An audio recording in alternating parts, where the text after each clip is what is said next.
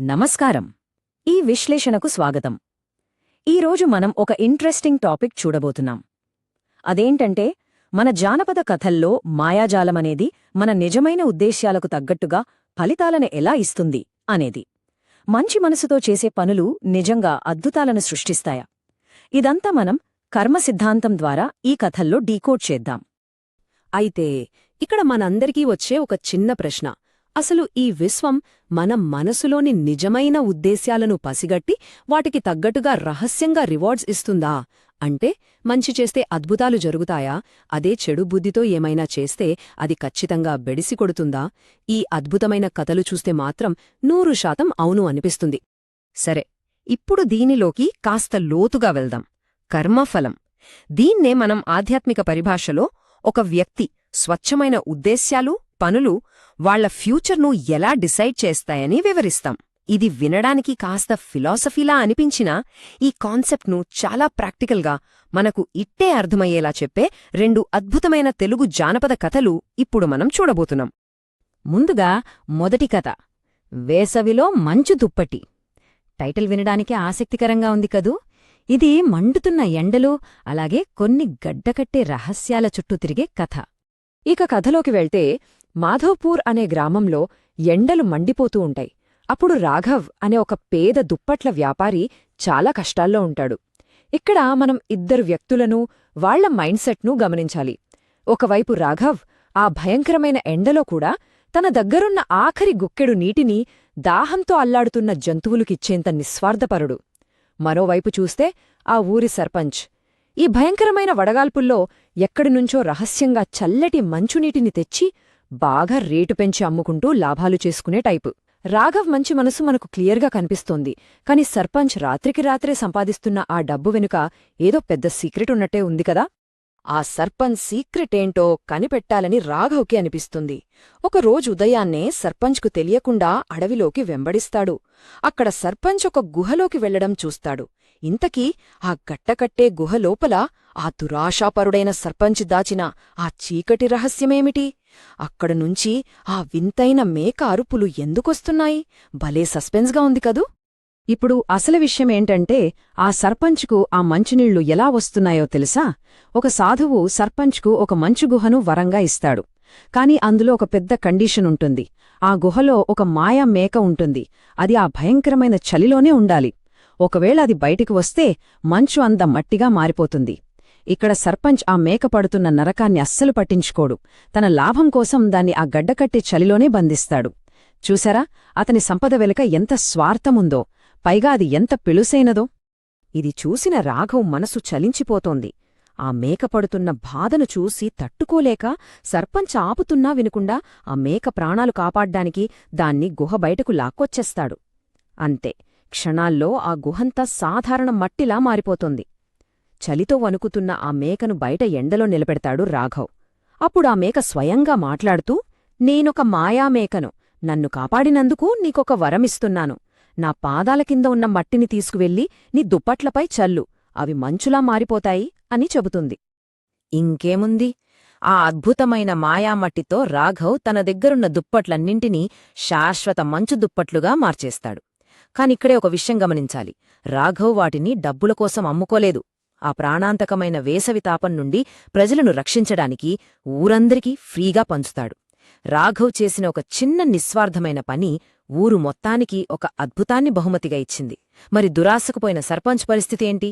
చేతిలో చిల్లిగవ్వలేకుండా ప్రాణాలతో మిగిలిపోయాడంతే.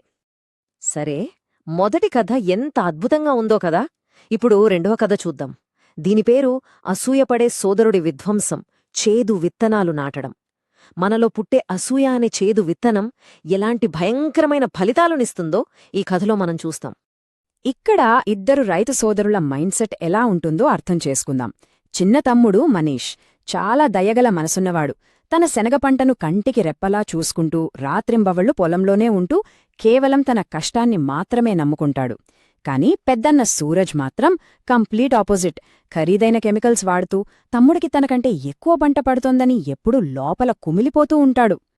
మనీష్ ఎంతో న్యాచురల్గా అంకితభావంతో పండించిన శనగ పంట ఎలా పండిందో తెలుసా? సూరజ్ పంట కంటే ఏకంగా 10 రెట్లు ఎక్కువగా బంగారంలా పండింది. అక్షరాల 10 రెట్లు. ఈ దిగుబడి చూసి అన్న సూరజ్కు, అతని భార్య కోయల్కు పిచ్చెక్కిపోయింది. వాళ్ళ అసూయ ఏ రేంజ్కి వెళ్ళిందంటే, సొంత తమ్ముడి పంటను నాశనం చేయడానికి ఏకంగా చేతబడి చేసే ఒక మాంత్రికుడి దగ్గరకు వెళ్లేందా. అసలీ కుట్ర ఎలా జరిగిందో ఒక్కసారి ఈ టైంలైన్ చూడండి. మొదటి రోజు సూరజ్ తాంత్రికుడి దగ్గరకు వెళ్తాడు. వాడు ఇచ్చిన ఒక డేంజరస్ ద్రావణాన్ని తెచ్చి అదే రాత్రి చీకట్లో గుట్టుచప్పుడు కాకుండా మనీష్ పొలంలో చల్లుతాడు. మరుసటి రోజు ఉదయం మనీష్ నిద్రలేచి చూసేసరికి అతని అద్భుతమైన శనగ పంట మొత్తం గట్టి ఇనుముగా మారిపోయి ఉంటుంది. ఊహించుకోవడానికే భయంగా ఉంది కదా. ఇప్పుడు కథలో అసలైన ట్విస్ట్ ఏంటో చూద్దాం. అదే ఇనుప పంట తారుమారు, ఊహించని కర్మఫలం. కర్మఫలం అనేది ఎంత విచిత్రంగా, ఎంత కరెక్ట్గా పనిచేస్తుందో ఇక్కడ మనకు స్పష్టంగా అర్థమవుతుంది. తమ్ముడి పొలం అలా ఇనుములా మారిపోవడం చూసి సూరజ్, అతని భార్య లోపల తెగ సంబరపడిపోతారు. పైగా ఏమీ ఎరగనట్టు యాక్ట్ చేస్తూ, బాధపడుకు తమ్ముడు, కొన్ని రోజులు మా ఇంట్లో శనగలు తిని బతుకొచ్చులే అని చాలా ఎగతాళిగా మాట్లాడతారు. సొంత తమ్ముడి పతనాన్ని చూసి వాళ్ళు ఎంత పైశాచికంగా ఆనందించారో ఈ ఒక్క మాటతో అర్థమైపోతుంది కదా. కాని ఇక్కడే యూనివర్స్ వాళ్లకో పెద్ద షాక్ ఇచ్చింది. ఒక చెడు శాపం పొరపాటున అత్యంత విలువైన వస్తువును సృష్టిస్తే ఏమవుతుంది? అసలు ఈ ఇనుప పంట మార్కెట్ వాల్యూను సూరజ్ కనీసం ఊహించుంటాడా? ఇక్కడే కర్మ తన గేమ్ మార్చేసింది. మనీష్ పంట మొత్తం ఇనుముగా మారిపోయింది నిజమే, కాని ఒక్కసారి ఆలోచించండి. మార్కెట్లో ఇనుముకున్న రేటు, డిమాండ్ అంతా ఇంతా కాడు. ఆ ఇనుప పంటను అమ్మేసి మనీష్ ఎవ్వరూ ఊహించనంత కోటీశ్వరుడయ్యాడు. చూసారా, సూరజ్ ప్రయోగించిన శాపమే మనీష్కు అదృష్టాన్ని తెచ్చిపెట్టింది. మరి సూరజ్ పరిస్థితి ఏంటి? తను పండించిన ఆ సాధారణ శనగలకు మార్కెట్లో సరైన ధరలేక తను చేసిన ద్రోహానికి శిక్షగా ఆ పేదరికంలోనే ఉండిపోయాడు. కాబట్టి ఇదంతా చూశాక మనం ఖచ్చితంగా అర్థం చేసుకోవాల్సిన పాయింట్స్ కొన్ని ఉన్నాయి. అవేంటంటే, ఇతరులకు కీడు చెయ్యాలనే చెడుబుద్ధి అంతిమంగా వాళ్లకే రివర్స్ అవుతుంది. అలాగే ఎవరి దగ్గర ఏమీ ఆశించకుండా చూపే నిజమైన దయకు ఎప్పటికైనా అద్భుతమైన బహుమతి లభిస్తుంది. మనలోని అసూయ అవతలివాళ్లను కాదు, ముందు మనల్నే నాశనం చేస్తుంది. ఫైనల్గా ఈ నేచరైనా లేదా మాయాజాలమైనా సరే ఎప్పుడూ నిస్వార్థపరులవైపే ఉంటాయి.